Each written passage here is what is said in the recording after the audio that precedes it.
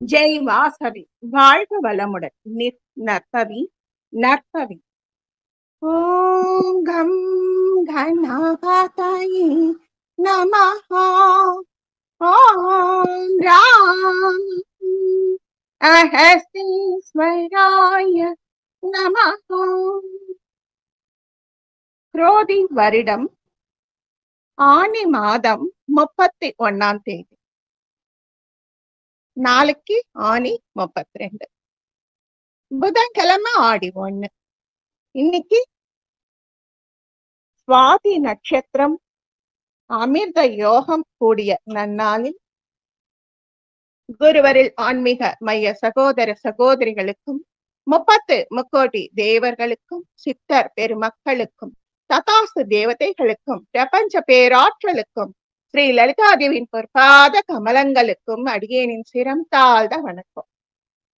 இந்த ஆனி மாசம் அமாவாசையிலிருந்து ஆடி மாசம் அமாவாசை வரைக்கும் கிருஷ்ம ருது.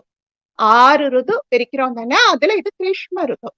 இந்த மாதம் ஆனி அமாவாசையிலிருந்து ஆடி அமாவாசை வரைக்கும் ஆசாட மாசம். இதுல என்ன சிறப்பு? தேவியை துதித்தலே சிறப்பு. அதுவும் ரொம்ப ஸ்லாகியமானது வாராகி மாதம். ஸ்வப்ன வாராகி, வனவாராகி, ஜுவாலா வாராகி, அஷ்டவாராகி. இதுல நாம இன்னைக்கு தேவிகளை பத்தி பார்க்கலாம். மலையாளம், அதாவது பரசுராம கஷேத்திரம், அங்க இருக்கிற பகவதிகளையும் பார்க்கலாம். ஏன் பரசுராம கஷேத்திரம்?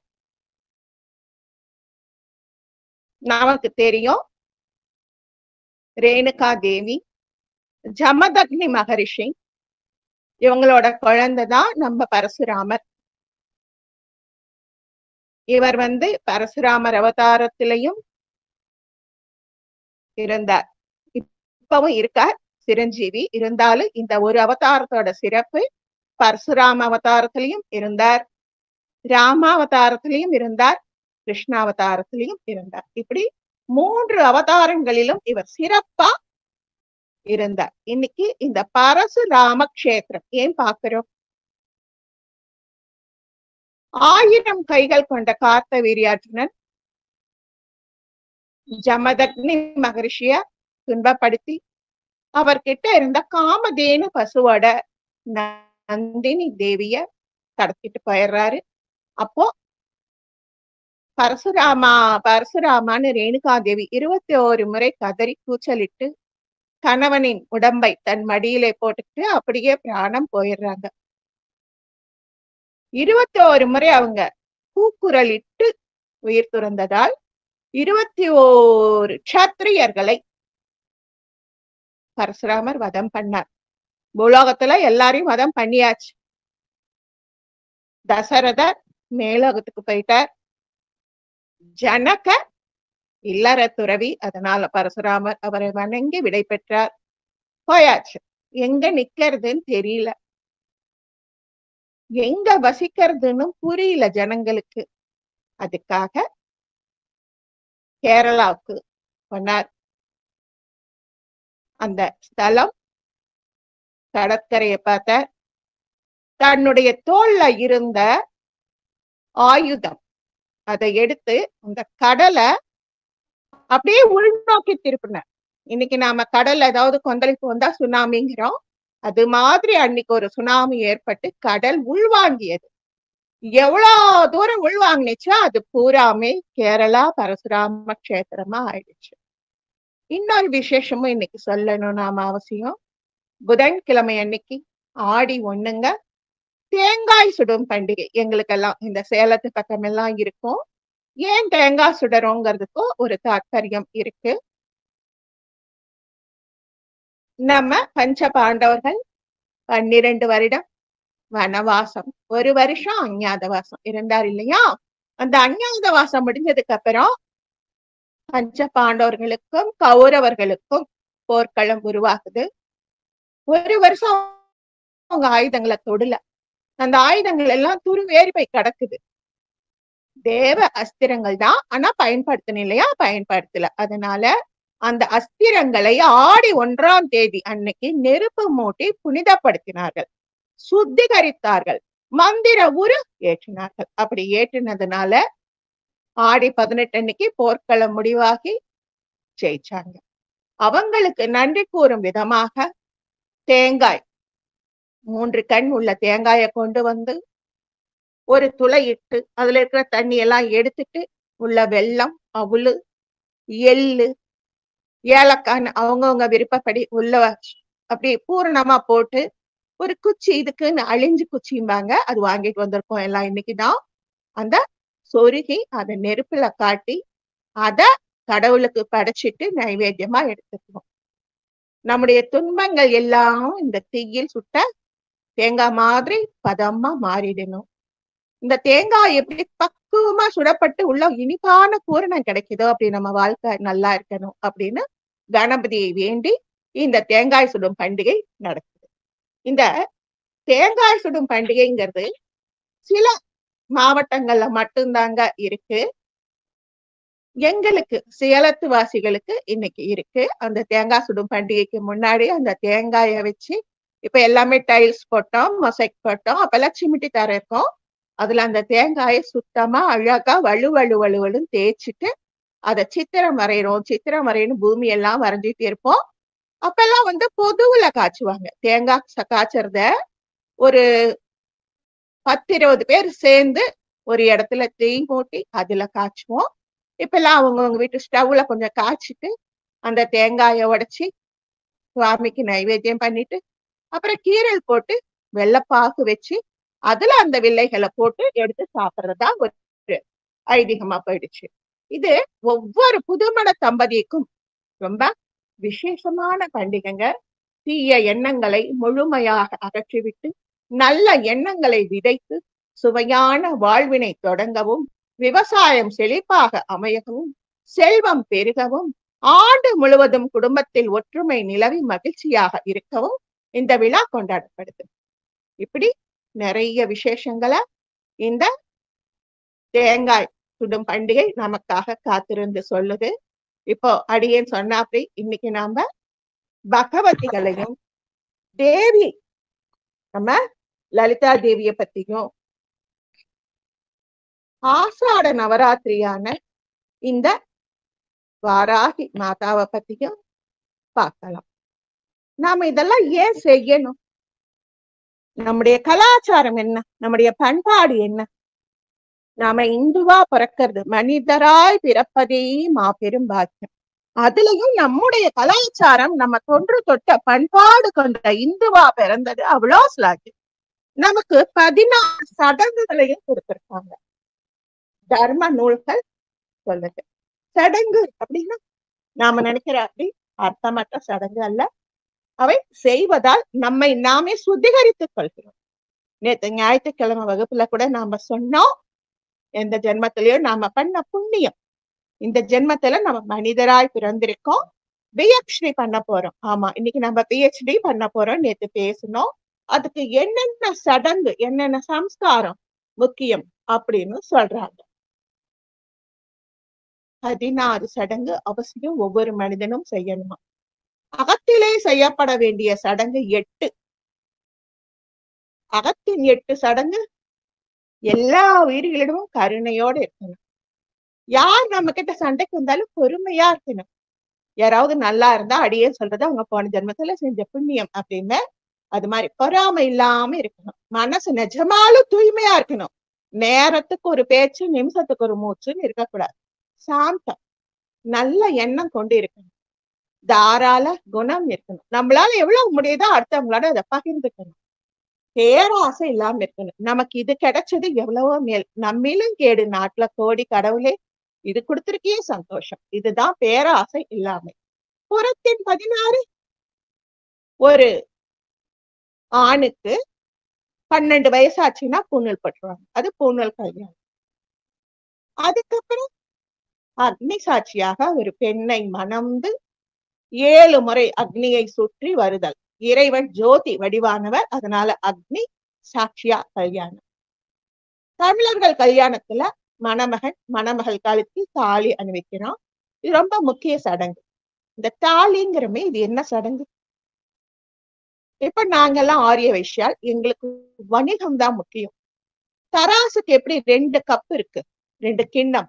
அது மாதிரி 2 கிண்ணங்கள் தாலிகளாக வடிவமைக்கப்பட்டு எங்களுக்கு ஒண்ணு மணமகள் வீட்டு சார்பாகவும், ஒண்ணு மணமகன் வீட்டு சார்பாகவும், 2யுமே மணமகனே எங்களுக்கு கட்டுவார். அம்மையப்பன் தாலின்னு ஒண்ணு இருக்கும். அதுல ஏர் கலப்பை பொறுத்து இருக்குமா. நாங்க இது பார்த்ததில்ல, தெரிஞ்சுக்கிறோம். அது மாதிரி இருக்குமா. இன்னும் சில பேருடைய தாலியில கடிகார தாலின்னு ஒண்ணு இருக்குமா, தட்டு தாலி. அது மாதிரியும் இருக்குமா. ஒரு தாலிய பார்த்து இவங்க இந்த தொழில் செய்யறாங்கன்னு அந்த காலத்துல பார்த்துக்குவாங்களாம். அதுக்கப்புறம் கல்யாணத்துக்கு அப்புறம் கர்ப்பதானம், குழந்தை பெறுவது, சந்தான பாக்கியம் பெறுவது ஒரு புண்ணியம். தாயான ஒரு பெண், ஒரு உயிர் தன் உடலில் தங்கி உடலாக உருவெடுப்பதற்கு தன் கருவறையை தானமாய் தர கணவனும் மனைவியும் விளக்கேற்றி இறைவனை மனதார வழிபட்டு வாழ்க்கையை துவங்குவதன் மூலம் இந்த சடங்கு மேற்கொள்ளப்படுகிறது. அன்னைக்கு அக்னி வளர்ப்போம், ஐயருக்கு தான தர்மங்கள் செய்வோம். 3ஆம் மாசம்தான் அப்பெல்லாம் தாலி பிரிச்சு கோப்பாங்க. அது மாதிரி ஐயருக்கு செய்யப்படும் தான தர்மங்களும் நமக்கு புண்ணியத்தை தருமா. அதுக்கப்புறம் கருவுற்ற பும்சவனம், அவளை குழந்தை மாதிரி பார்த்து யாரும் அவளை துன்பப்படுத்தாம பார்த்துக்க வேண்டியது கணவன். அது மாதிரி ஒரு விரதம் அவன் ஏத்துக்கணுமா. பிருகதாரண்யக உபநிடத்துல மனைவி கர்ப்பமாக இருக்கும் நேரத்தில் கணவன் அவளுக்கு ஆரோக்கியமான உணவை சமைச்சு கொடுக்கணும் அல்லது ஏற்பாடாவது பண்ணணும். கணவன் மனைவிக்காக பிரார்த்தனை செஞ்சுக்கணும். தன்னுடைய வாரிசை சுமக்கும் தன் மனைவியை தான் நல்ல விதமா பார்த்துக்கணும். அதுக்கப்புறமா பார்த்துக்கணும். இப்ப ரொம்ப முக்கியமா பார்த்துக்கணும். அதுக்கப்புறம் வளைகாப்பு. நமக்கே தெரியும், அந்த வளைகாப்பு செய்யும் பொழுது குழந்தையோட வயிற்றுல, அம்மாவோட வயிற்றுல குழந்தை வரும் பொழுது முதல்ல உருவாகுவது ஹிருதயம், காது. இது மாதிரி தானா ஒரு பிண்டம். அதுக்கு ஹிருதயம் முதல்ல உருவாகுமா, அதுக்கப்புறம் காதுகள், கண்கள் இப்படி உருவாகுமா. அதனால அந்த காதுகள் விழிப்போட இருக்கணும்னு 7ஆம் மாசம் வளையடிக்கி அந்த வளையல காது கிட்ட கொண்டு போய் குளுக்குனா குழந்தை சிரிக்குமா, கழுத்து சிரிக்குமா. அதுக்காக வளைகாப்பு ஸ்ரீமந்தம். அதுக்கப்புறம் அவ ஆசைப்படுறத முடிஞ்ச வரைக்கும் அவளுக்கு வருத்தம் இல்லாம செஞ்சு கொடுக்கணும் அப்படின்னு யக்ஞ வல்ய ஸ்மிருதி சொல்லிருக்குது. பிரசவ காலத்துல அவங்க அம்மா வீட்டு பக்கமும் அப்பா வீட்டு பக்கமும் மாமியார் மாமியார் வீட்டு பக்கமும் ரொம்ப பக்கமா பக்குவமா அவகிட்ட நடந்திருக்குமா. குழந்தை பிறந்தப்புறம் ஜாத கர்மா. ஒரு இந்து மதத்தை பொறுத்தவரை ஒருவன் 2 முறை பிறக்கின்றான். தாயின் கருவறையில் தோன்றி பிறப்பது ஒரு முறை, கல்வியை தொடங்கும் பொழுது 2வது முறை. பிறந்த குழந்தையின் நாவிலே தேன் தடவி இச்சடங்கு மேற்கொள்ளப்படுகிறது. இந்த சடங்கை பெரியவங்க அல்ல ஐயர குழந்தையோட அம்மா அப்பா மூலமா செய்விப்பாங்க. அதுக்கப்புறம் நீண்ட ஆயுள் வேணும்னு ஆயுஷோமம், நாமகரண புண்ணியாதனம் எல்லாம் பண்ணி செய்யறது நாமகரண சடங்கு. அதுக்கப்புறம் குழந்தை கொஞ்ச நாள் ஆனதும் வெளியிடத்துக்கு கூட்டிட்டு போறது நிஷ்கிராமணம் அப்படிங்கிற ஒரு சடங்கு. முதல்ல பிள்ளையார் கோயிலுக்கு கூட்டிட்டு போவாங்க. 1 மாசம் ஆனதோ கூட்டிட்டு போவாங்க, அல்லது சில பேர் 5 மாசம் ஆகி நாமகரண புண்ணியாஜன ஆனதுதான் கூட்டிட்டு போவாங்க. அப்புறம் குலதெய்வம் கோயிலுக்கு போவாங்க. அப்புறம் குழந்தைக்கு சோறு ஊட்டுதல், அன்னப்பிராசனம். கொஞ்சம் பல்லு முளைக்க ஆரம்பிச்சதுமே அதுக்கு நாம சோறு ஊட்டும் சடங்கை மேற்கொள்ளணுமா. தேன் அல்லது பாலுடன் கலந்த சோற்றை அன்னையும் தந்தையும் உற்றார் உறவினரும் குழந்தைக்கு ஊட்டுவாங்களாம். அதுக்கப்புறம் நண்பர்களும் அண்டை அயலார்களும் வருகை புரிந்து ஆசீர்வாதம் செய்து அன்பு பரிமாறிக்குவாங்க. அதுக்கப்புறம் குலதெய்வம் கோயில தலைமுடி நீக்கி சூட்டாக்கரணம், அந்த குழந்தையோட முதல் முடி நீக்கப்படுது. ஏன் குழந்தைக்கு தலைமுடி நீக்கணும்? குழந்தை பிறந்ததும் சுத்தம் கையில தருவாங்க. ஆனா தாயோட வயிற்றுல 9 அமாவாசை 9 பௌர்ணமி இருக்கும் பொழுது அதோட உச்சி சிரசு வழியாகவும் சில அழுக்குகள் அது மூலமா பரவி இருக்குமா, தலை பூரா பரவி இருக்குமா. அத முடிக்கற்றைகள் ஈர்த்து வைத்திருப்பதை முதல் முடி குலதெய்வத்துக்கு தரும். அதுக்கப்புறம் விருப்பப்பட்ட தெய்வங்களுக்கு இன்னும் 2 முடி இறக்கி 3 முடி இறக்கி அப்பதான் அந்த குழந்தையோட தலையும் உடம்பும் சுத்தமாக்குதான். குலதெய்வ கோயில்ல காது குத்துதல், கர்ண வேதம். குழந்தை பிறந்த 1 வருஷம் அல்லது 3வது வருஷத்துல இது நாம செய்யறோம். செல்வத்தில் செல்வம் செவிச்செல்வம் அப்படிங்கிற ஒரு குரல் மனுஷகிட்ட இருக்குங்கிற மாதிரி ரொம்ப போற்றத்தக்கது கேட்டல் திறந்தானா. ஞானிகளின் சொல்லை கேட்டு வாழ்க்கை பொன் போல மின்னும், வாழ்க்கை பொன் போல மின்னுங்கிறதுக்காக ஒரு பொன்னான காதணி அணிவிக்கப்படுகிறது. அதுக்கப்புறம் ஒரு சடங்கு கல்வி வித்யாரம்பம். அத நாம அப்பெல்லாம் மணல்ல எழுத வைப்பாங்க, இப்போ ஸ்லேட்லையும் நோட்லையும் எழுதிட்டு இருக்கோம். அது மாதிரி எண்களை எழுத்துக்களை கற்றுத் தருவது வித்யாரம்பம். முறையான கல்வி மாதா பிதா குரு தெய்வம். பாடசாலையில் சேர்த்தல். அப்பெல்லாம் உபநயனங்கிற ஒரு சடங்க பாடசாலையில் சேர்த்தல்னு சொல்றாங்க. அந்த உபநயன சடங்கு பாலக பருவம் எழுதியதும் பாடசாலையில சேர்த்து அந்த குழந்தை முறையான கல்வி கற்க தொடங்கும். ஒவ்வொரு மனிதனுக்கு கல்வி ரொம்ப ரொம்ப ரொம்ப முக்கியம். ஒரு பெண்ணானவள் படித்திருந்தால் ஒரு வீடே படித்த மாதிரி, ஒரு வீட்டுல இருக்கிற அத்தனை பேரும் படித்திருந்தால் அந்த தெருவே படித்த மாதிரி, ஒரு தெரு படித்திருந்தால் அந்த கிராமமே படித்த மாதிரி, ஒரு கிராமம் பூரா படிச்சவங்க இருந்தா நாடே படிச்ச மாதிரி. யஜ்ஞோபவீதம், பூணூல் இதெல்லாம் பக்குவமா போடணுமா. அதுக்கப்புறம் வேதங்களை கற்கணும். ரிக் சாம அதர்மணம் 4 வேதங்களின் சாரம், உபநிடதம் எல்லாமே, பகவத்கீதை எல்லாமே கத்து தருவாங்களாம். இன்னைக்கு நாம கற்றல் கல்வி எல்லாமே காசு பணத்தை அடிப்படையா வச்சுதான் செய்யறோம். திருக்குறள், திருமுறை பிரபந்தம், தேவாரம், திருவாசகம், பாடல், வாத்தியங்களை இசைத்தல்னு கல்வியை கற்று தருவாங்களாம். அதுக்கப்புறம் கேசாந்தம், பருவமடைந்த சடங்கு. ஆண்கள் பெண்கள் பருவமடைந்தவுடன் கேசாந்தம் அல்லது ரிது சுத்தி அப்படின்னு ஒரு சடங்கு செஞ்சாங்களாம். பெண்ணுக்கு இன்னைக்கு நாம செய்யறோம், அந்த காலத்துல ஆணுக்கு அதை செஞ்சிருக்காங்க. அதுக்கப்புறம் பட்டம் பெறுதல், சமாவர்த்தனம். இன்னைக்கு நாம டிகிரின்னு சொல்றோமே, அது அவங்க அந்த காலத்துல சமாவர்த்தனம்னு சொல்றாங்க. ஒவ்வொரு படிநிலையா நம்ம முயற்சி பண்ணி பெண்களாக இருந்தால் அவ்வை பட்டமும், ஆண்களாக இருந்தால் வள்ளுவ பட்டமும் தரப்பட்டது. ஒவ்வொரு தரமும் அவன் தேவாரம் முடிச்சா ஒரு பட்டம், திருவாசகம் முடிச்சா ஒரு பட்டம், திருமுறை பிரபந்தங்களை முடிச்சா ஒரு பட்டம், இப்படி நிறைய பட்டங்களா கற்றுக்கிறாங்க. கற்றது கை மண் அளவு, கல்லாதது உலகளவுன்னு பட்டம் முடிச்சதுமே பெற்றோர் காலில் விழுந்து ஆசீர்வாதம் வாங்கிக்கிட்டு அதுக்கப்புறம் குருவுக்கு நன்றி கோரி கோயிலுக்கு போய் வழிபாட்டில் ஈடுவதே இந்த சடங்கு. இந்த மாதிரி இறுதி சடங்கு ஒருவன் வாழ்க்கையின் இறுதி சடங்கு. அந்த தேகத்துல இருக்கிற ஆன்மா போனது அவனுடைய உடம்புக்கு எல்லா சொந்த பந்தங்களும் கூடி செய்யும் முக்கியமான சடங்கு இறுதி சடங்கு. இப்படி அந்த காலத்துல 16 சடங்குகளை செய்யறாங்க. இன்னைக்கு நாம சடங்குகளை ரொம்பவும் புறக்கணிச்சுட்டோம்னாலும் இன்னைக்கும் நாம தேவாரம், திருவாசகம், திருவள்ளுவர் கொடுத்த திருக்குறள் இதையெல்லாம் நாம தவறாம ஓதணும் அப்படின்னு சொல்றாங்க. ஒவ்வொன்னா முடிச்சதும் அவங்களுக்கு ஒவ்வொரு பட்டமும் கொடுத்திருக்காங்க. இப்போ நாம கிருஷ்ண ருதுன்னு சொன்னோம். சித்திரை மாசம் வைகாசி, இந்த 2 மாசம் வசந்த ருது. ஆனி ஆடி கிருஷ்ண ருது, ஆவணி புரட்டாசி வர்ஷ ருது, ஐப்பசி கார்த்திகை சரத் ருது, மார்கழி தை ஹேமந்த ருது, மாசி பங்குனி ஸ்ரீ சிர ருது. இப்படி சொல்றாங்க. சித்திரை மாசத்தை மேச மாசம்னு, வைகாசி மாசத்தை ரிஷப மாசம்னு, ஆணி மாதத்தை மிதுன மாசம்னு, ஆடி மாதத்தை கடக மாசம்னு, ஆவணியை சிம்ஹ மாசம், புரட்டாசிய கன்னியா மாசம், ஐப்பசிய துலா மாசம், கார்த்திகைய விருச்சிக மாசம், மார்கழிய தனுர் மாசம், தை மாசத்தை மகர மாசம், மாசியை கும்ப மாசம், பங்குனிய மீன மாசம் அப்படின்னு ஒவ்வொருத்தரும் இத கொண்டாடுறாங்க. இப்படி நாம ஒவ்வொன்னையும் கொஞ்சம் கொஞ்சமா தெரிஞ்சுக்கிட்டு வர்றது ரொம்ப நல்லது. இன்னைக்கு அடியேனுக்கு தெரிந்த சில கருத்துக்களை உங்களோட பகிர்ந்துக்கிட்டேன். நம்ம தலைமுறை கொஞ்சம் விழிப்படைந்து நம்முடைய பண்பாடு, நம்முடைய சடங்கு, நம்முடைய இந்துத்துவ தெய்வங்களை நாம் முறையாக தொழணும்.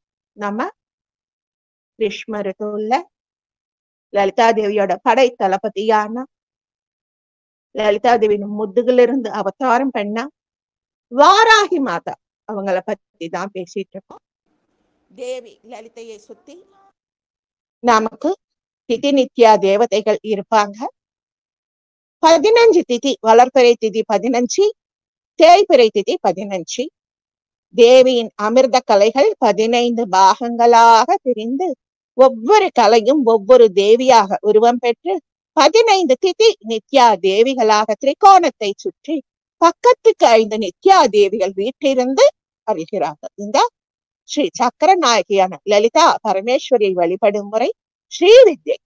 அந்த ஸ்ரீவித்யை அம்பிகை ஆராதிக்கும் போது அவள் பிந்த மத்திய வாஷினி அப்படின்னு அழைக்கப்படுகிறாள். ஸ்ரீ சக்கரத்தின் நடுவிலே காமேஸ்வரனோடு இணைந்து காமேஸ்வரியாக அருள் பாலிக்கிறார். பிந்துவை சுற்றி ஒரு முக்கோணம் இருக்கு. அந்த முக்கோணத்தில் வீற்றிருப்பவர்கள் திதி நித்யா தேவிகள். முக்கோணம்னா 3 சாய்வான கோடுகளின் இணைப்பு.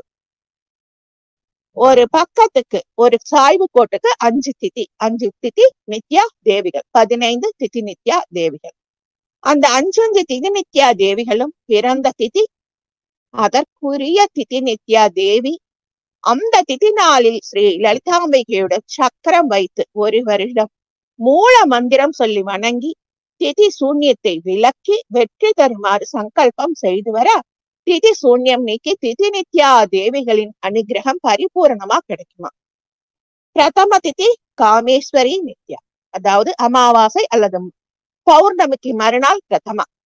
பதியை திதி வகமாலினி, திருத்தியை திதி நித்ய கிளின்னா, சதுர்த்தி பேருண்டா நித்யா, பஞ்சமி திதி வக்னிவாசினி, ஷஷ்டி திதி மகா வஜ்ரேஸ்வரி, சப்தமி திதி சிவன் தூதி நித்யா, அஷ்டமி திதி வரிதா நித்யா, நவமி திதி குல சுந்தரி நித்யா, தசமி திதி நித்யா நித்யா.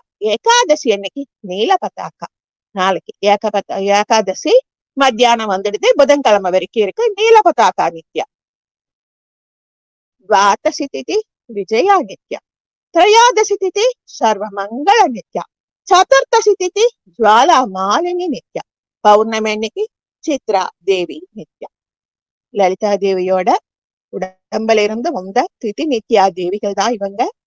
பிரதமை முதல் பௌர்ணமி வரையிலான 15 நாட்களுக்கும் சந்திரகலை வளர்கிறது. ஒவ்வொரு சந்திர கலைகளுக்கும் திதிகளுக்கும் அதிர்ஷ்டான தேவதைகளாக 15 திதி நித்யா தேவிகள் விளங்குகிறார்கள். காமேஸ்வரி முதல் சித்ரா வரையிலான 15 திதி நித்யா தேவிகளும் அன்னையை சுற்றி சூழ்ந்து சாமகானங்களை பாடுவதும் மந்திர ஒளிகளை இசைப்பதும் இவங்க வேலை. ஒரு தரம் அடியன்னு சொல்லியிருக்கேன். திருவாரூர்ல சுற்று பிரகாரத்துல அக்ஷர பீட்டம் ஒண்ணு இருக்கு. இந்த திதி நித்யா தேவிகள் திருமையச்சூர் லலிதா தேவியோட திரு வாக்கிலிருந்து வெளிப்பட்டாங்க. லலிதா தேவியோட ஆக்ஞைக்கு உட்பட்டு மந்திர ஒலிகளை மந்திர கோஷமாக ஸ்ரீ லலிதா சகஸ்ர நாமமாக கொடுத்தாங்க. அதை ஹயக்ரீவர் வாங்கி அதை தொகுத்து அகஸ்தியருக்கு கொடுத்து அகஸ்தியர் நமக்கு கொடுத்தாங்க. இப்படி ஒவ்வொரு திதி நித்யா தேவியும் நமக்கு தினம் 2 திதிக்கு ஒரு தேவி, வளர்பிறை திதிக்கு தேய்பிறை திதிக்கு ஒரே தேவி. அப்படி நாம கும்பிடணுமா? அப்படி கும்பிடும் பொழுது என்ன வருது? ஸ்ரீ லலிதா தேவியை நாம் கும்பிட்ட பரிபூர்ண பலன் கிடைக்கும். பாலக்காடு, கேரளாவில பாலக்காடு தெய்வம் நாக்கோட்டு பகவதி கோவில், அத்திப்போட்டா பகவதி. நாமெல்லாம் இப்படி மாரியம்மன், காளியம்மன், அங்காளம்மன், கடவேட்டம்மன், மீனாட்சி அம்மன், காமாட்சி அம்மன் இப்படி சொல்றோம் இல்லையா? அவங்க எல்லாமே பகவதி பகவதின்னு தான் சொல்லுவாங்க. ஆலத்தூர் பகவதி, அத்திப்போட்டா பகவதி, பன்னியூர் ஸ்ரீ வராகமூர்த்தி கோவில், கும்பிடி வராகன் கோவில், திருப்பாலூர் மகாதேவர் கோவில், ஆலத்தூர் சிவன் கோவில், கொடிக்குன்ன பகவதி கோவில், பள்ளிப்புறம் பாலக்காடு பகவதி கோவில். இது எல்லாமே பாலக்காட்டுல இருக்கு. இன்னைக்கு நம்ம அப்படியே கொஞ்சம் மொத்தமா பார்த்துடலாம். எதுல எந்தெந்த தேவி இருக்காங்கன்னு தெரிஞ்ச வரைக்கும் அடியேன் பகிர்ந்துக்கிறேன்.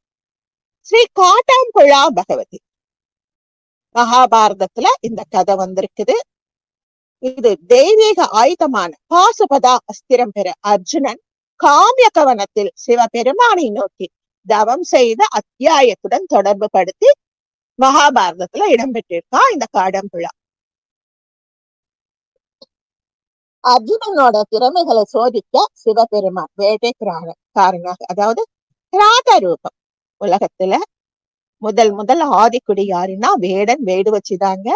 அதனால சிவனும் பார்வதியும் இணைந்து வரும் பொழுது தாழ்த்தப்பட்ட புலையனாக, இடையனாக, இப்படி கிராத ரூபமாகத்தான் வந்து சோதிப்பாங்க. ஸ்ரீ கிராதன் பார்வதியுடன் கிராதி அப்படிங்கிற மாறு வேடமிட்டு வந்து அர்ஜுனனுக்கு சவால் கொடுக்கிறார். பார்வதி தேவி ரொம்ப அதிசயமா பாக்குறாங்களாம். நாராயணனின் ஒரு பிரிவல்லவா இந்த அர்ஜுனன், இவன் எப்படி சிவனோட இப்படி பொருதரான் அப்படின்னு யோசிக்கிறாளாம். எதற்காக சிவபெருமான் அர்ஜுனனை சோதிக்கிறார், பாசுபதாஸ்திரம் கொடுக்கையே யோசிக்கிறார் அப்படின்னு யோசிச்சாலாம். ரெண்டு பேருக்குமே வில்வித்தையில இருக்கிற அத்தனை அஸ்திரங்களையும் மாத்தி மாத்தி விட்டுக்கிறாங்களாம். கடைசியில ரொம்ப கோபம் வந்து அர்ஜுனன் தன்னுடைய வில்லை எடுத்து சிவபெருமானை அடிக்க போயிட்டான். எதுக்காக இந்த சண்டை நடக்குதுன்னா, சிவபெருமானை நோக்கி பாசுபத அஸ்திரம், பாசுபதம்னா பகவான் சிவனே பாசுபத மூர்த்தி, அவர்கிட்ட இருந்து அஸ்திரம் வாங்க அர்ஜுனன் போர்த்தெடுக்கிறான். அப்பா ஒரு அசுரன் பன்றி ரூபம் எடுத்து அங்க அர்ஜுனன் தவத்தை கலைக்க வருகிறான். அதை கண்ட சிவனார் பார்வதி தேவியோட வந்து ஒரு அம்பை எடுத்து பன்னி மேல இடறார்.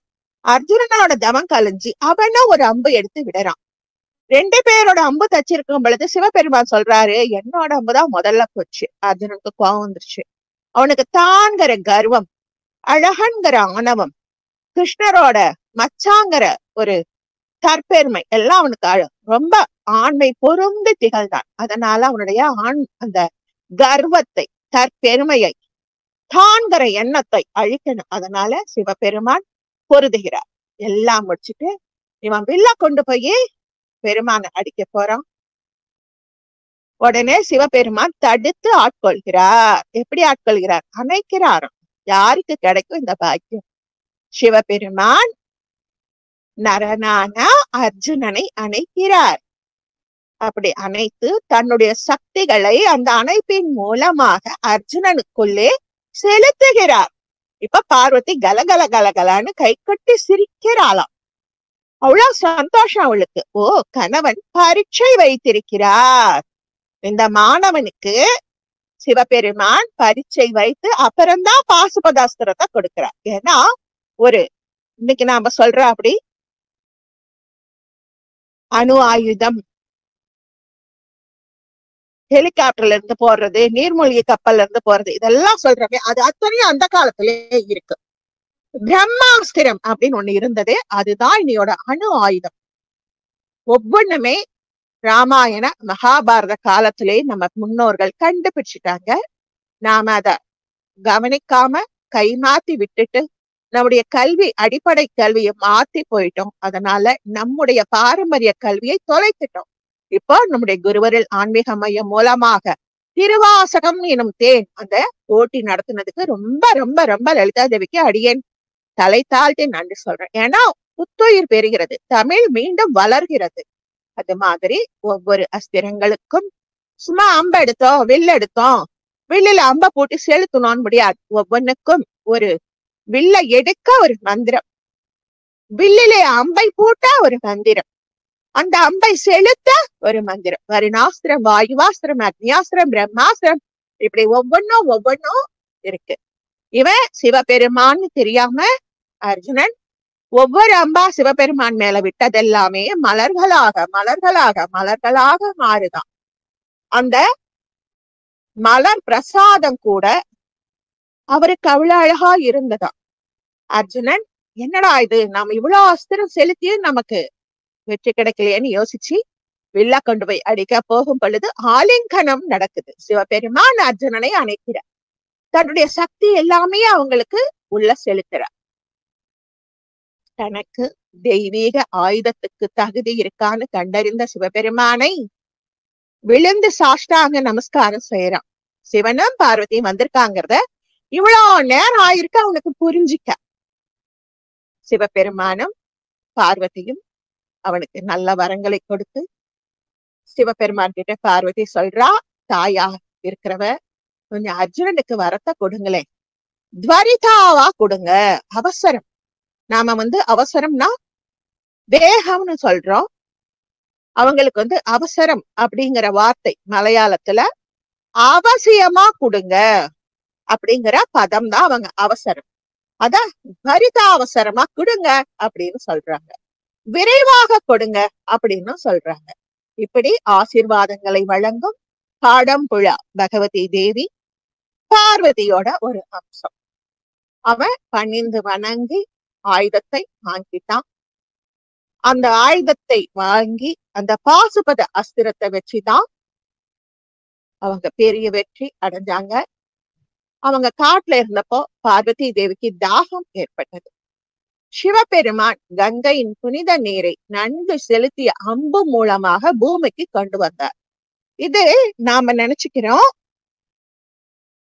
மகாபாரத காலத்துல பீஷ்மருக்கு அர்ஜுனன் அம்பு ஒன்னை பூமியில செலுத்தி அந்த தண்ணியை எடுத்து தாகம் தீர்த்தான்னு. அதுக்கு முன்னாடியே சிவபெருமான் பார்வதி இவங்களுக்கு காட்சி கொடுத்ததுக்கு அப்புறம் இவ்வளவு நேரம் வேடிக்கை பார்த்த சிவனுக்கும் பார்வதிக்கும் தாகம் ஏற்பட சிவபெருமான் கங்கையின் புனித நீரை பூமியிலிருந்து ஒரு அம்பு மூலமாக கொண்டு வந்தார். இது கடனம்பு எய்த உள அப்படின்னு சொன்னாங்களாம். அம்பு எய்த உள காடன், அததான் இன்னைக்கு காடம்புழா அப்படின்னு நாம சொல்லிட்டோமா. கடனாம்பு எய்தலலா அப்படின்னு அத சொல்லி காடம்புழா அப்படின்னு வந்துருச்சு. கங்கை நீர் இன்னைக்கும் அங்க கோவிலுக்கு பிரசாதமா தர்ற நீர் கங்கை நீரா. காடம்புழாவில இருக்கிற தேவி காலையில வித்யா துர்கா சரஸ்வதி, நண்பகல்ல வனதுர்கா, மாலையில ஆதி துர்கா மகாலட்சுமி, அவங்க ஆதி துர்காங்கிறாங்க. 3 வடிவங்களாக வழிபடப்படுகிறார். சரஸ்வதியாக கல்வி தொழிலுக்காகவும், துர்காவாக பக்தர்களுக்கு ஆரோக்கியம், திருமணம், குடும்ப நல்லிணக்கத்தை ஆசீர்வதிக்கிறார். லக்ஷ்மியாக செல்வத்தையும் செழிப்பையும் நல்ல ஒழுக்கத்தையும் தருகிறார். இந்த காடம்புழா பகவதி நாம எப்பயுமே ஒண்ணு கண்டுபிடிப்போம். ஒரு பால்கார கோனாரு பால் எடுத்துட்டு விற்க போனார். இப்பெல்லாம் வண்டியில, அப்பெல்லாம் தலைமையில, இப்பெல்லாம் குடங்கள்ல, இப்பெல்லாம் கேன்ல, அப்பெல்லாம் குடங்கள்ல நடந்து போவாங்க. கால் தடிக்கு ஒரு இடத்துல பால் குடம் விழுந்துரும், உள்ள புத்து இருக்கும், அதுல தெய்வம் இருக்கும். இது ஒவ்வொரு தரமும் நம்ம படிப்போம். ஏன்னா தெய்வங்கள் வழிபட்டு கொண்டே இருக்கும் பொழுது சில காலங்களில், சில நேரங்களில், சில சூழ்நிலை காரணமாக பூமிக்குள்ள பதஞ்சு போயிடும். அத ஒரு பால் குடத்துல அபிஷேகம் வாங்கி வாங்கி அவங்க நமக்கு தெரிய வைப்பாங்க, இங்க ஒரு சக்தி ஒளிஞ்சிருக்கு, நீ பாத்துக்கோ, உன்னை நான் காப்பாத்துறேன். ஏன்னா வெளியில வர்றதுக்கு அவங்களுக்கு ஒரு சூஷகம் தெரிவிப்பாங்க, நாம் அதை புரிச்சுக்கணும். ஜகத்குரு சங்கராச்சாரியார் இந்த காடு வழியாக யாத்திரை வந்தாரு. ஒரு அடர்ந்த பெரிய மரத்துல ஒரு வலுவான ஜோதி பிரகாசம் ஒளி இருக்குது. கதிர்வீச்சினால் உருவாகும் கடுமையான வெப்பம் அப்படியே அந்த ஜோதி பிரகாசம் சுட்டு எரிக்குதான். கதிர்வீச்சு மாதிரி அவர் நெருங்க கூட உடலையா. என்ன பண்றதுன்னு ஆதிசங்கருக்கும் தெரியல. 8 தன்னுடைய வாழ்க்கையை 4 8களாக பிரித்து 32வது வயதிலேயே இந்த பூவுலகை விட்டு சிவனோடு ஐக்கியமான ஆதிசங்கர் நடமாடும் தெய்வமான அவர் உலகத்தை 32 வயசுக்குள்ள கால்நடையாவே எல்லா இடத்துலயும் போயிட்டு ஒவ்வொரு இடத்துலயும் சிவனுக்கு கோவில்களை ஜோதிர்லிங்கங்களாக ஸ்தாபித்து தேவிக்கு சாரதா பீடங்களாக நிர்மாணித்து நமக்கு கொடுத்தாங்க. அந்த ஆதிசங்கருக்கு காடம்புழா கோவில் வழியாக போகும் பொழுது ஒரு பெரிய மரம் இருக்கு. அங்க மரத்துல இருந்து கதிர்வீச்சு வெளிப்படுவது போல உஷ்ணம் தகிக்குது. இன்னமும் ஒரு சக்தி இருக்கு, இதை நம்மளால உணர முடியலையே அப்படின்னு யோசிக்கிறார். மகாவிஷ்ணுவை சேவித்து நரசிம்ம அவதாரத்தை தியானித்தார். நாம சொல்வோம் நரசிம்மர் அவசர அவதாரம், வராகஸ்வாமியும் அவசர அவதாரம். அந்த நேரத்துல வேண்டினதும் மாதா நரசிம்ஹா, பிதா நரசிம்ஹா, சகா நரசிம்ஹா அப்படிங்கிறோம். நினைச்ச நேரத்துல வரவர் நரசிம்மர். தியானித்தார். அதனால அவருடைய உதவியோட நரசிம்மரை தியானம் பண்ணி அந்த சக்தியை வாங்கிட்டு மரத்துக்கு பக்கத்துல போறார். இவர் நரசிம்மரை துணை கொண்டு செல்ல செல்ல செல்ல செல்ல அந்த பிரகாசமும் அந்த சுட்டு எரித்த கதிர் சுருங்கி பூமியின் மேற்பரப்பிலே ஒரு திறப்புக்குள்ளே மறைந்து விட்டது. ஒரு பிலத்வாரம் இருந்திருக்குதுங்க. அந்த பிலத்வாரத்துக்குள்ள அந்த கதிர் ஒளிப்பை மூடிக்கிச்சான், உள்ள இறங்கிருச்சான். பிலம் அப்படியே இருக்கு, பிலத்வாரத்துக்குள்ள அந்த கதிர் ஒளி புகுந்துடுச்சு. இவரு உட்கார்ந்து ஆழ்ந்த தியானம் பண்றார். ஆழ்ந்த தியானம் பண்ணும் பொழுது கேரளாவில எல்லாம் பிரஷ்னம் பாக்குறதுமாங்க. இன்னைக்கு அது நிஜமாலும் நடக்குது. நாம ஜோதிடம் பார்ப்போம், ஜாதகம் பார்ப்போம், கைரேக பார்ப்போம், இதெல்லாம் பார்ப்போம். அவங்க பிரஷ்னம் பார்ப்பாங்க. ரொம்ப விசேஷமான ஒரு செயலுங்க அது. அந்த பிரஷ்னம் பார்த்தப்போ மலையாள மாதமான விருச்சிக மாதம் அந்த கோவில்ல அவங்க பிரஷ்னம் பார்த்தது விருச்சிக மாதம், அதாவது நவம்பர்ல இருந்து டிசம்பர் அந்த காலத்துலதான் அவர் அந்த இடத்துல பிரஷ்னம் பார்த்திருக்காரு. பார்த்தப்போ இந்த இடத்துல ஒரு தேவி இருக்காங்கன்னு பிரதிஷ்டை பண்றார் ஆச்சாரியார். நரசிம்ம சுவாமிக்கு ஒரு கோவில், சுதர்சன சக்கரத்தை கொண்டு வந்து தேவியோட சக்திகளை அந்த சக்கரத்துக்குள்ளார இறக்கி பூமிக்குள்ள வச்சார். இப்ப எப்படி காஞ்சிபுரம் காமாட்சிக்கு முன்னாடி பிலாகாசம் அப்படிம்பாங்க, அந்த இடத்துல யாரையும் மிதிக்க கூடாது. தேவிய துதிப்பவர்கள் தேவிக்கு இருபுறமும் நடந்து சென்று கும்பிடலாமே தவிர தேவிக்கு கர்ப்ப கிரகத்துக்கு முன்னாடி ஒரு பகுதி இருக்கும், அதை யாருமே மிதிக்க கூடாது. அந்த இடத்துல தேவியோட தபஸ் காமாட்சியோட அருள் அப்படி இருக்கு. தேவியோட ரெண்டு பக்கமும் அஞ்சன காமாட்சி, அரூப காமாட்சி அப்படின்னு இருப்பாங்க. ஏன் காமாட்சி அம்மனுக்கு ரெண்டு காமாட்சி துணை இருக்காங்கன்னா, இப்ப நாம அர்ஜுனனை பத்தி சிரிச்சோம், எவ்வளவு தற்பெருமையான்னு. மகாலட்சுமிக்கு ரொம்ப தற்பெருமை இருந்ததாம். பார்க்கடல்ல இருந்து அவதரித்த ராணி நானு. ஆமா ஆமா, நான் நினைச்சாதான் யாருக்கு வேணாலும் காசு பணம் கொடுக்க முடியும். ஆமா, நீ அழகி, நீ செல்வி அப்படின்னு எல்லாம் மகாவிஷ்ணு துதிக்க துதிக்க அவளுக்குள்ளார அப்படியே ஒரு ஆவேசம் வந்தா அப்படி ஆயிடுச்சான். நான் எவ்வளவு அழகு, எவ்வளவு காசு பணம் இருக்கு என்கிட்ட, நீங்க பாருங்க என்ன நிறத்துல இருக்கீங்க, உங்களுக்கு போய் தக தக தகன்னு தங்க மாதிரி ஜொலிக்கிற எண்ணெய் கட்டி வச்சுட்டாங்களே. எங்கம்மா கட்டி வச்சாங்க? பார்க்கடல்ல இருந்து இறங்கி வந்த நீதான மாலை போட்டு எடுத்துக்கிட்டேன், என்னமோ அந்த நேரத்துல போட்டுக்கிட்டேன் போங்க அப்படின்னு சொல்லிட்டு ரொம்ப ஏளனமாக, ஒரு கணவன் மனைவிக்குள்ள ஊடலும் கூடலும் சகஜம், இவ கொஞ்சம் ஏளனமா பேசிடுறான். அதனால லலிதா தேவி அவங்கள அஞ்சன காமாட்சியா செஞ்சிட்டாங்க. அஞ்சன காமாட்சின்னா அழகு குறைந்து எந்த நாராயணனின் நிறத்தை பார்த்து எள்ளி நகையாடினாலோ அந்த நிறத்தை அவளுக்கு கொடுத்து, நீ தபஸ் பண்ணி வருவாங்க, அப்பதான் நாராயணனோட பெருமை உனக்கு தெரியும்ட்டா. அதனால அங்க அஞ்சன காமாட்சி இருக்காங்க, தபஸ் காமாட்சியா இருக்காங்க. மத்தியில காஞ்சிபுர காமாட்சி இருக்காங்க, பங்காரு காமாட்சி அங்க இருந்து கொஞ்சம் தூரம் தஞ்சாவூர்ல இருக்காங்க. அப்புறம் அந்த பிலாகாச காமாட்சி, பஞ்ச காமாட்சிகளும் இருக்கும் இடமே காஞ்சிபுரம். அப்படி இருக்கிற அந்த காமாட்சி எப்படி ஆதிசங்கரின் சக்கரத்தை கொண்டு அவங்களுடைய ஆற்றலை முழுமையாக அதிலே செலுத்தி நமக்காக கொடுத்தாங்களோ, அதே மாதிரி காடம்புழா பகவதியோட ஆற்றலை ஒரு யந்திரத்திலே சேவிச்சு அப்படியே சேமித்து அவங்களுக்கு முன்னாடி பிரதிஷ்டை பண்ணிட்டார். இவருக்கு துணையா இருந்த நரசிம்மருக்கு ஒரு கோவில், சுதர்சன சக்கரம் நரசிம்மரோட மறு அவதாரம், அவங்களுக்கு ஒரு சன்னதி. ரெண்டு பக்கமும் தர்ம சாஸ்திரா நாக கன்யகா இவங்கள வச்சாங்க. இங்கேயும் இன்னி வரைக்கும் நடக்கிற வழிபாட்டு முறைகள் ஆதிசங்கரால் நிர்மாணிக்கப்பட்டவை. இப்போ ஸ்ரீரங்கம் முதல் திருப்பதி, ஏழுமலை திருப்பதி கடைசி திருப்பதி. எல்லா இடத்துலயும் நம்முடைய ராமானுஜர் எப்படி எப்படி பூஜை பண்ணணும், எவ்வளவு நைவேத்தியம் வைக்கணும், எந்த தெய்வத்துக்கு எப்படி வஸ்திரம் சாத்தணும், இதெல்லாம் அவர் வழி கொடுத்தார், இப்படிதான் செய்யணும்னு சொல்லி வச்சார். அதே மாதிரி இந்த காடம்புழா பகவதியோட வழிபாட்டுக்கு ஆதிசங்கரர் வித்திட்டார். அப்படி காடம்புழா கோவில்ல இன்னி வரைக்கும் அவங்களுடைய அருளாற்றல் எல்லா பக்தர்களுக்கும் கிடைக்குதாம். தெய்வீக பிரசன்னம் மட்டுமே பிரதானமாக இருக்குது. மற்ற கோவில்களை போல் அல்லாமல் இங்கு தேவிக்கு சிலைகளாக கிடையாது, அந்த யந்திரம் மட்டுமே. காடம்புழா கோயில்ல இருக்கிற முக்கியமான வழிபாடு பூமூடல் அல்லது முட்டறுக்கல்.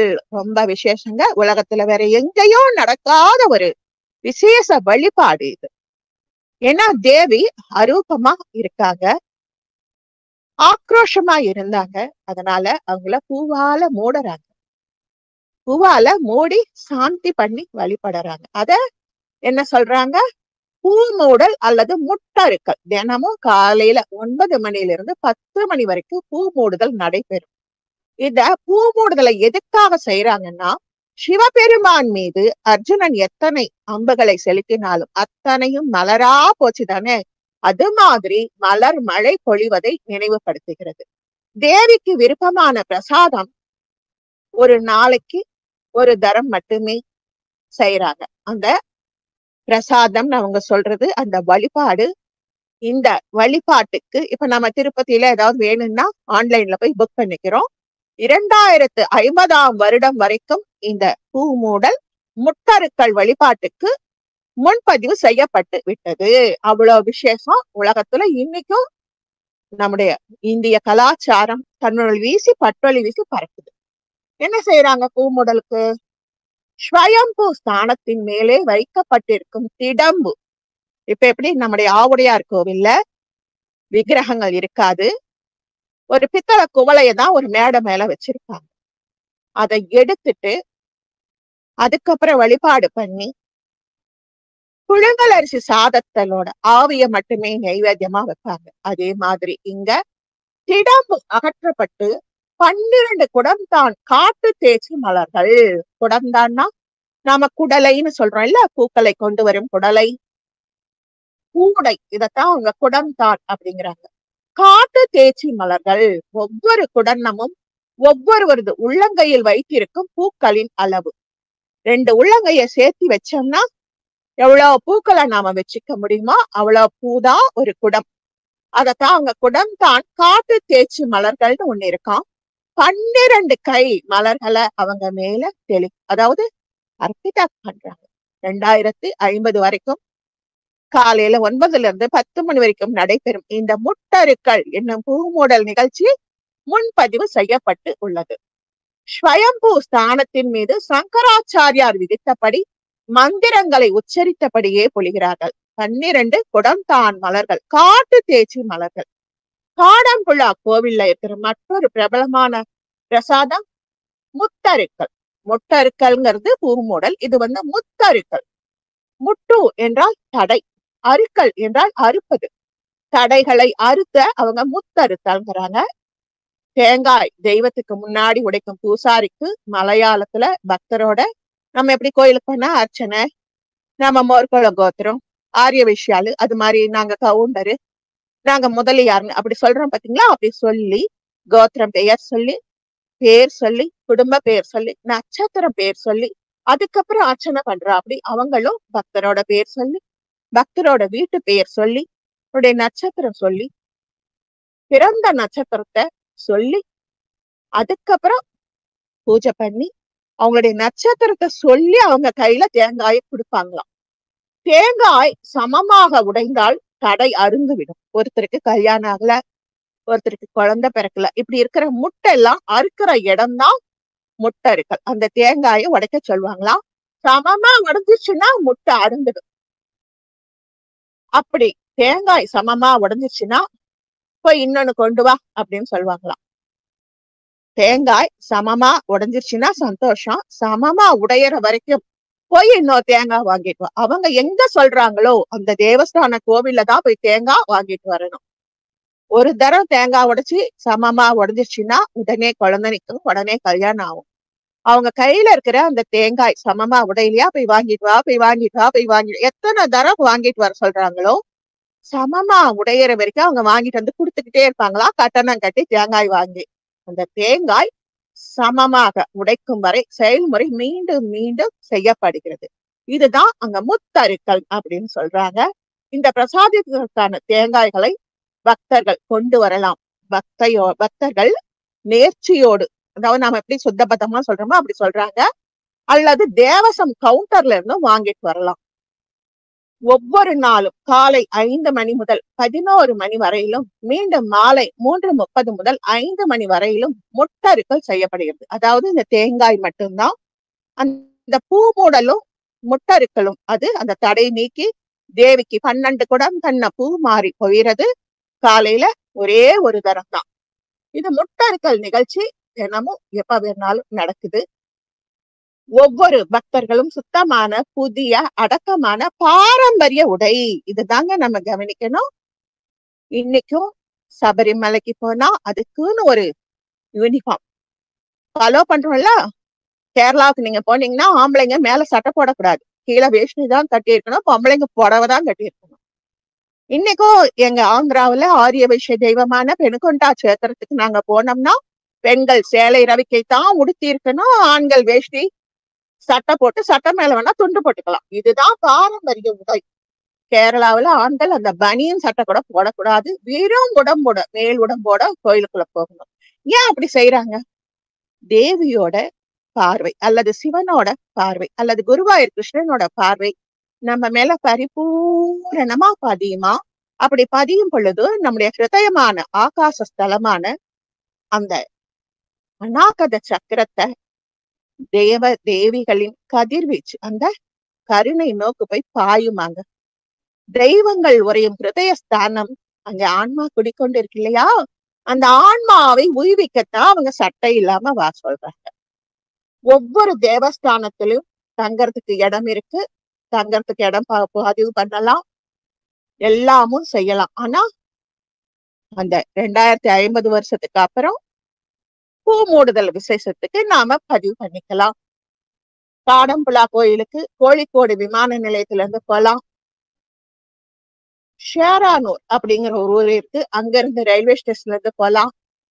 பெருந்தல் மன்னா நகர்ல இருந்தும் போலாம் அப்படின்னு சொல்றாங்க. இத காடம்புலா பகவதிய இன்னைக்கு நாம சேவிச்சிருக்கிறது ரொம்ப விசேஷம். இதுக்கப்புறம் ஒரு 10 நிமிஷம் இருக்கு, மீன் குளத்தை காவம்மன் பார்ப்போம்.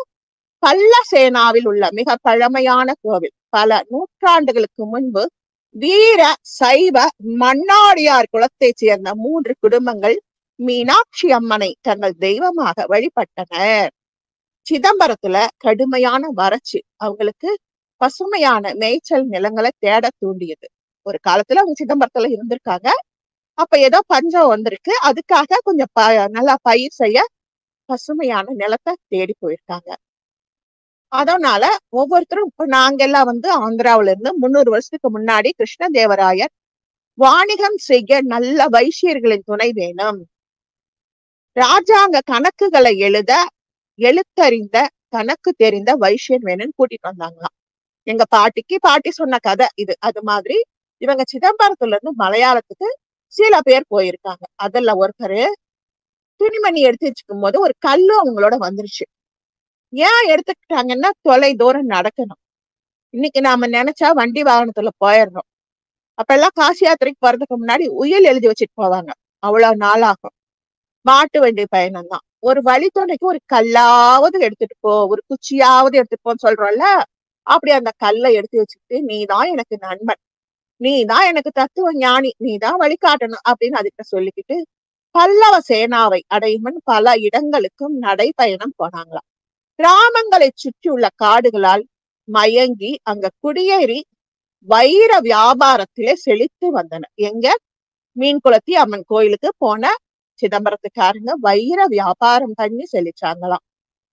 ஒவ்வொரு தரமும் வியாபாரத்துக்கு செல்லும் போதெல்லாம் தங்கள் வழக்கமான பிரார்த்தனைகளை குலதெய்வத்துக்கு வழங்கினர். அவங்க குலத்தை சேர்ந்த ஒரு வயதான நபர் வீட்டுக்கு போறதுக்கு முன்னாடி அவர் குளிக்க போயிருக்கார். தனது மதிப்பு மிக்க பொருட்களை பனை ஓலை கொடை, அந்த இப்ப கேரளாவில இன்னி வரைக்கும் பனை ஓலை கொடை இருக்கு, அந்த கொடைய கரையில வச்சிருக்காரு. அதுக்கப்புறம் துணிமணி வச்சிருக்காரு. எப்பா கொஞ்சம் பாத்துக்குங்கப்பா, நான் போய் குளிச்சுட்டு சாமி கும்பிடணும்னு அந்த வயசானவர் சொல்லிட்டு குளத்துல இறங்கி இருக்கார். மறுபடியும் பார்க்கும் போது அவர் என்னென்ன பொருட்களை கீழே வச்சாரோ அதெல்லாம் எடுக்கவே முடியலையா. ஏன்னு பாத்துருக்காங்க. அப்பதான் அவங்களுக்கு யோசனை வந்திருக்கு, அந்த மீனாட்சி, மதுரை மீனாட்சி அம்மனை அவங்க குலதெய்வமா வழிபட்டாங்க இல்லையா, அவங்க அந்த கொடைக்கு கீழே காட்சி கொடுத்தாங்களாம். அப்படின்னு பிரஷ்னம் பார்த்து சொல்லியிருக்காங்க. அந்த இடம் குடமண்ணு அப்படின்னு பேர். அதுக்காக அங்க மீனாட்சி அம்மனுக்கு ஒரு கோவில், ஒரு குளம் எல்லாமே ஒரு 4 நூற்றாண்டுகளுக்குள்ள கட்டப்பட்டது. இந்த நிகழ்ச்சி கொடைக்கு கீழே தெய்வம் காட்சி கொடுத்ததுன்னு நம்புவோமா? இன்னைக்கு நான் சாமியை பார்த்தேன்னு நான் சொன்னா யாராவது நம்புவாங்களா? பக்குவப்பட்டவங்க ஏத்துக்குவாங்க. எல்லாரும் ஏத்துக்குவாங்களா? அது மாதிரி எள்ளு நகையாடும் புத்தி எல்லாருக்கும் இருந்ததுனால 4 நூற்றாண்டுகளுக்கு முன்னாடியே இந்த நிகழ்ச்சி நடந்ததுக்கு சாட்சியாக ஒரு திருமந்திரம் எழுதப்பட்டது. மண்ணடியார் குலம் இன்னாரு வீட்டு ஆண் குளிக்கும் பொழுது குடை வைத்து விட்டு போனதுல குடைக்கு கீழே மீனாட்சி அம்மன் தென்பட்டு இங்க நாங்க கோவில் கட்டி குளம் செய்வித்தோம் அப்படின்னு எழுதி சாட்சியா திருமந்திர ஓலை எழுதுனாங்களாம். ஒவ்வொருத்தரா அங்க போயிருக்கிறாங்க, செழிப்பா இருக்காங்க அப்படின்னு. அவங்கள மண்ணாடியார் குலம் 110 மனைகளாக, இன்னைக்கு நாம வீடுன்னு சொல்றோம், அவங்க மனைங்கிறாங்க. அவங்க 110 மனைகள் வளர்ந்துருச்சு. நவராத்திரி, பொங்கல், பைரவருக்குரிய விழாக்களை நல்லா செழிப்பா செய்யறாங்க. இந்த கோவில் 2 நுழைவாயில் இருக்கு. ஒண்ணு மேற்கு பார்த்து, ஒண்ணு வடக்கு பார்த்து. கோவில் குளம் மேற்கு நுழைவாயிலுக்கு பக்கத்துல இருக்கு. தேக்கு மரத்தால் செய்யப்பட்ட துவஜஸ்தம்பத்தை கடந்து உள்ள போறோமா நாம. அந்த பொதுவா துவஜஸ்தம்பம்னா அதுக்கு செம்பு கவச்சம் போட்டு வெள்ளி முலாமோ தங்க முலாமோ பூசுவாங்க. அந்த மாதிரி ஒரு துவஜஸ்தம்பம் இருக்கு. கர்ப்ப கிரகத்துல பெரிய மீனாட்சி அம்மாவோட சிலை இருக்கு. பக்தர்கள் கர்ப்ப கிரகத்தை சுத்தி வரத்துக்கு அனுமதி கிடையாது. பிரதான சிலையை சுத்தி சப்த மாதாக்களான பிராமி, மாகேஸ்வரி, கௌமாரி, வைஷ்ணவி, இந்திராணி, சாமுண்டி, வாராகி இவங்கெல்லாம் இருக்காங்க. கணபதி, வீரபத்ரர், துர்கை, சிவன், பைரவர், பிரம்மராட்சசர் மற்றும் ஐயப்பன் எல்லாரும் இருக்காங்க. அந்த பக்கத்திலேயே முருகன், கணபதி, சிவன் சாஸ்தா சன்னதிகள் வாமலமலா அப்படிங்கிற ஒரு இடத்துலயும் இருக்கான். இவங்க ஏன் நாகர்களையும் பிரம்ம ராட்சசங்களையும் இவங்க நிறைய கும்பிடுறாங்க கேரளாக்காரங்க அப்படின்னா, நாம ஒண்ணு தெரிஞ்சுக்கணும். நம்முடைய உடம்புல குண்டலினி சக்தி பாம்பாத்தான் சுத்தி கிடக்குது. அந்த குண்டலினி சக்தியைத்தான் குறிக்கும் விதமா அவங்க நாக தேவதைகளை வச்சுக்கிறாங்க. பிரம்ம ராட்சசன் அப்படின்னா நம்ம பயப்படுறோம். அந்த பிரம்ம ராட்சசனையும் அவங்க தெய்வமா தான் வழிபடுறாங்க. இன்னைக்கு நாம காடம்புழா பகவதி, மீன்குளத்தி அம்மன் பகவதி கோயில பார்த்தோம். வர்ற வாரம் இன்னும் எப்ப முடியுதோ அப்ப நிறைய கோயில்களை பார்க்கலாம். இவ்வளவு நேரம் பொறுமையா கேட்டேன். குருவரில் ஆன்மீக மைய சகோதர சகோதரிகளுக்கும் 33 கோடி தேவர்களுக்கும் ததாசு தேவதைகளுக்கும் சித்தர் பெருமக்களுக்கும் பிரபஞ்ச பேராற்றலுக்கும் ஸ்ரீ லலிதாதேவியின் பொற்பாத கமலங்களுக்கும் அடியேனின் சிரம் தாழ்ந்த வணக்கங்கள். வாழ்க வளமுடன். ஜெய் வாசவி, நற்பவி நற்பவி. ஜெய் ஸ்ரீராம்.